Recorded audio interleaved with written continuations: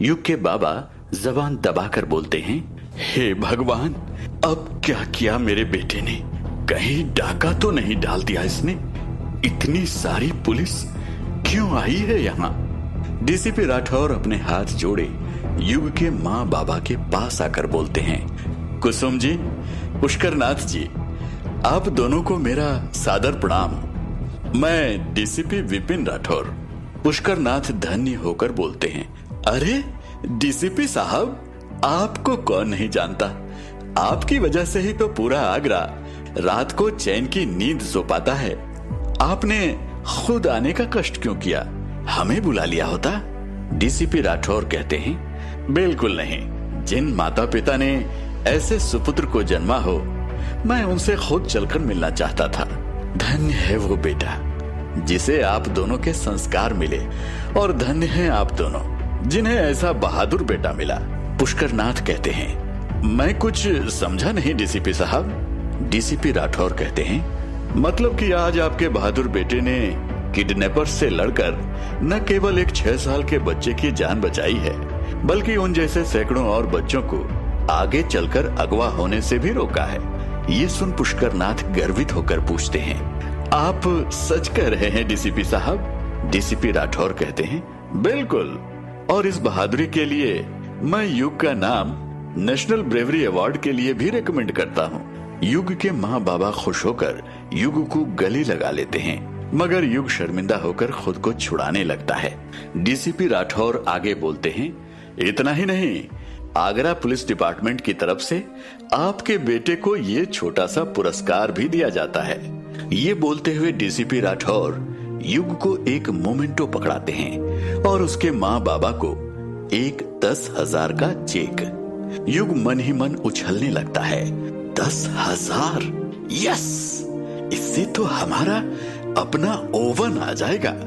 DCP Rathore आगे बोलते हैं, मगर आपके बेटे से एक गलती हुई है। पुष्करनाथ बोलते हैं, गलती? डीसीपी राठौर एक इशारा करते हैं और पास खड़ा इंस्पेक्टर युग के बाबा को एक ट्रैफिक चालान पकड़ा देता है। युग के बाबा वो पढ़ते हुए पूछते हैं, ये तो ट्रैफिक चालान है, मगर हमारे घर में तो गाड़ी है ही नहीं। डीसीपी राठौर बोलते हैं, वो ई रिक्शा जिस पर सवार होकर युग ने उन गुंडों को हराया और जो अभी हाईवे के बगल में राख होकर पड़ी है, उसको चलाने का लाइसेंस युग के पास हो ही नहीं सकता, क्योंकि वो अभी मात्र 15 साल का है। इस एक हरकत से ही युग ने ट्रैफिक के कई नियम एक साथ तोड़े हैं। ये सुन युग के पैरों के नीचे से जैसे जमीन ही सरक जाती है। वो अपने कानों पर यकीन ही नहीं कर पाता। पड़ोस की ताई जी भी अपने घर के बाहर खड़ी ये सब सुन रही होती हैं।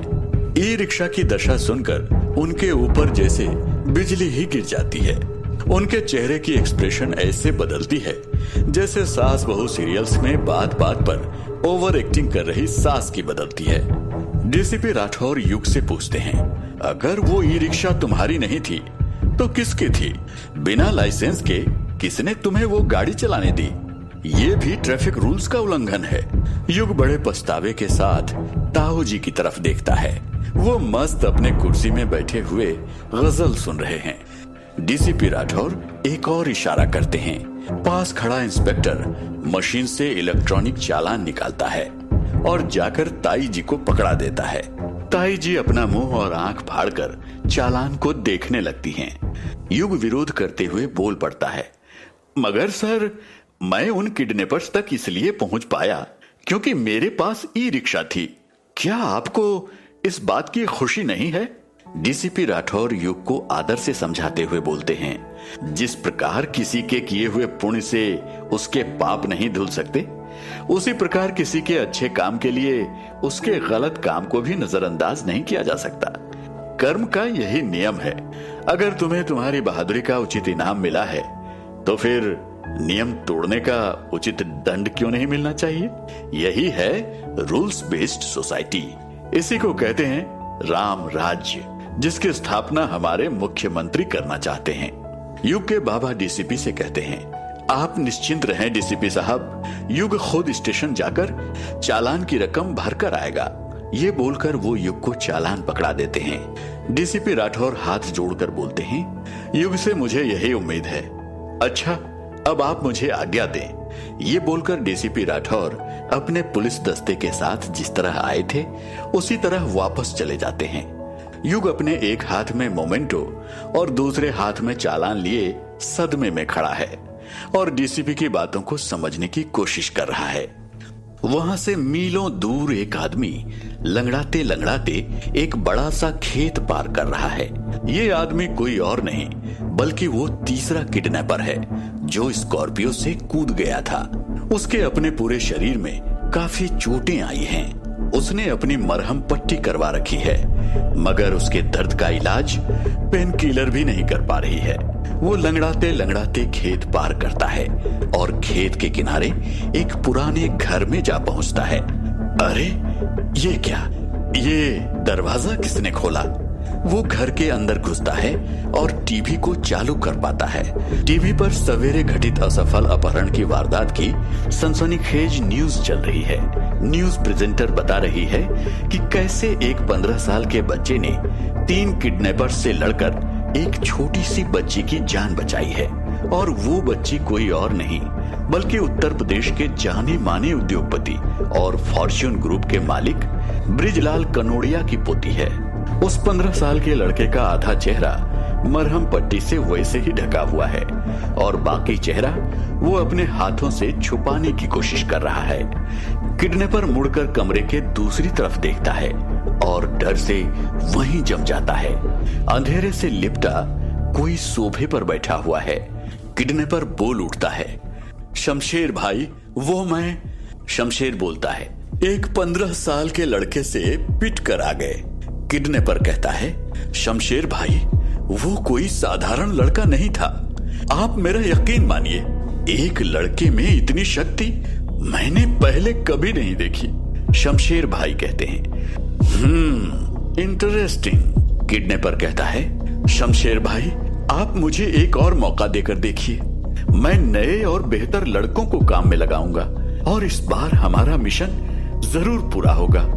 शमशेर भाई कहते हैं, हमारे धंधे में नाकामयाबी पर दूसरे मौके नहीं दिए जाते, दी जाती है सिर्फ सजा। ये बोलकर शमशेर भाई एक लंबी सी पिस्तौल निकालते हैं और किडनैपर पर तान देते हैं। किडनैपर बोलता है, नहीं भाई, भाई नहीं, मुझे। बैंग बैंग 2 बार गोली चलने की आवाज आती है। फिर वहां शमशान जैसा सन्नाटा छा जाता है। वहां से सैकड़ों मील दूर एक बड़े से स्क्रीन पर ठीक वही सनसनीखेज न्यूज चल रही है। स्क्रीन पर उस 15 साल के लड़के का चेहरा देखते ही जेड स्क्रीन को पॉज कर देता है और डॉक्टर माया की ओर देखकर बोलता है, मैडम, ये तो युग जैसा ही लग रहा है। डॉक्टर माया कहती है, कोई दूसरा न्यूज चैनल लगाओ। जेड स्क्रीन पर न्यूज चैनल बदलने लगता है। सभी चैनलों पर वो एक ही फुटेज चल रही है जिसे अलग अलग तरीके से दिखाया जा रहा है। किसी चैनल ने उस लड़के को सुपर हीरो घोषित कर दिया है और किसी ने उसे मसीहा बना दिया है। एक संवाददाता माइक पकड़े बोल रहा है कि उसने उस बहादुर लड़के के बारे में और जानकारी लेने की बहुत कोशिश की है मगर पुलिस या उस बच्चे के परिवार ने कुछ भी बताने से इनकार कर दिया है क्योंकि ये बहुत ही हाई प्रोफाइल केस है। जेड बोलता है, ये कोई मामूली केस नहीं है मैडम। 3 में से 2 किडनैपर्स की तो गाड़ी में ही जलकर मौत हो गई। तीसरा किडनैपर इतना डरा हुआ था कि गाड़ी से ही कूद गया। डॉक्टर माया बोलती हैं, कौन से शहर में हुआ है ये? जेड कहता है, आगरा में मैडम। डॉक्टर माया कहती है, तो इंतजार किस बात का कर रहे हो जेड? हमारे सबसे काबिल सोल्जर्स को लेकर आगरा जाओ और खुद लड़के की छानबीन करो। जेड कहता है, यस मैडम। दूसरी ओर आगरा के ताजगंज इलाके में स्थित हाजपुरा बस्ती की वो गुमनाम गली आज पहली बार सजीव हो उठी है। पूरे मोहल्ले में फुसफुसाहट हो रही है। कुछ आकर युग के माँ बाबा को बधाई दे रहे हैं, कुछ दूर खड़े ही जलकर राख हो रहे हैं, कुछ को तो घंटा फर्क नहीं पड़ता चारों ओर क्या चल रहा है। ताऊ जी भी उन्हीं में से एक हैं। ताई जी आंख बड़ी कर मुंह पर हाथ दिए सदमे से उभरने की कोशिश कर रही हैं। मगर जिस किसी ने भी सास बहू सीरियल देखी है वो जानता है इस एक्सप्रेशन का अंतिम परिणाम कभी अच्छा नहीं हुआ है। इन सब बातों से बेखबर युग अब भी वहीं खड़ा है और अपने हाथों में रखे मोमेंटो और चालान को देखकर सोच रहा है, अगर पुण्य से पाप नहीं धुलते तो लोग प्रायश्चित क्यों करते हैं? क्या प्रायश्चित से पाप धुल जाते हैं? अगर कुछ गलत करते करते कुछ अच्छा हो जाए तो उसको इनाम मिलनी चाहिए या सजा? क्या नियम कानून इन सब से बढ़कर है? उफ, डीसीपी सर ने तो मुझे और कंफ्यूज कर दिया है। युग चालान को गौर से पढ़ने लगता है। ड्राइविंग बाय माइनर 500, बिना लाइसेंस के चलाना 5000, कुल मिलाकर 5500। हे भगवान, मेरा ओवन तो गया हाथ से।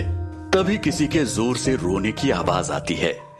युग मुड़कर देखता है, ताई जी रोते रोते युग के माँ बाबा की तरफ जा रही हैं। अरे नहीं, मैं तो आज गया काम से। युग भी भागकर वहां पहुंचता है।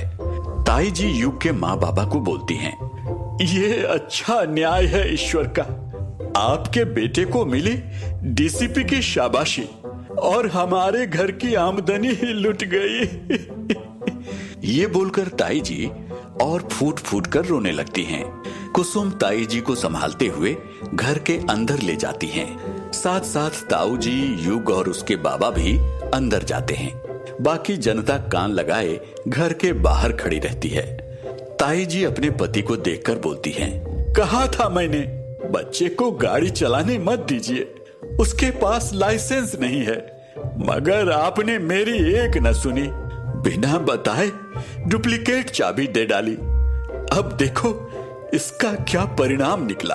ताऊ जी कुछ बोलने की तैयारी कर रहे होते हैं, तभी ताई जी आगे बोलती हैं, अब हमारे घर का गुजारा कैसे होगा? हमारी रोजी रोटी हमसे छिन गई। कहां से लाएंगे हम दूसरी गाड़ी? कौन देगा हमें 2 लाख? ताऊ जी बोलते हैं, अरे व्हीकल इंश्योरेंस है ना, मिल जाएंगे उससे पैसे। ताई जी और जोर से रोते हुए बोलती हैं, और अगर ना मिले तो जानबूझकर बिना लाइसेंस वाले को गाड़ी चलाने दे दी। आपको क्या लगता है इंश्योरेंस वाले इस बात को नजरअंदाज कर देंगे? और जो चालान के 5000 भरने हैं वो अलग। हे भगवान, ये दिन देखने से पहले मुझे उठा क्यों नहीं लिया? युग बहुत दुखी होकर ताई जी को बोलता है, आप चिंता न करें ताई जी, मैं अपना खून पसीना एक करके आपको नई गाड़ी लाकर दूंगा। ताई जी पूछती हैं, कैसे? चिकन हक्का नूडल बेचकर? उससे तुम्हारा अपना घर चल पाता है क्या ठीक से? ये बोल ताई जी और जोर से चिल्लाती हैं। ताऊ जी टोकते हुए बोल पड़ते हैं, बस कर जाओ शांति, बच्चे को ये सब बोलकर क्या मिलेगा? गलती तो मेरी है, उसने तो उल्टा हमारी गाड़ी से किसी की जान बचाई है, इसका पुण्य हमें भी मिलेगा।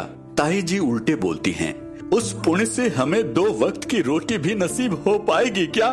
खाली पेट तो पुण्य भी पाप बन जाता है, और फिर ये तो कलयुग है, यहाँ पाप पुण्य की बातें सिर्फ टीवी सीरियल्स में ही अच्छी लगती हैं। युग मन ही मन सोचने लगता है, हे भगवान, कहा था अब सब तेरे हाथों में है, संभाल लेना। ठीक उसी वक्त घर के बाहर जोर की हॉर्न बजने लगती है और पूरे इमोशनल बिल्डअप पर पानी फेर देती है। घर में उपस्थित सभी आश्चर्यचकित होकर दरवाजे के बाहर जाते हैं और एक नीले रंग की चमकदार टोटो बाहर खड़ा देखते हैं। आगे की कहानी जानने के लिए सुनते रहिए मैं बनूंगा सुपर हीरो, सिर्फ पॉकेट एफएम पर।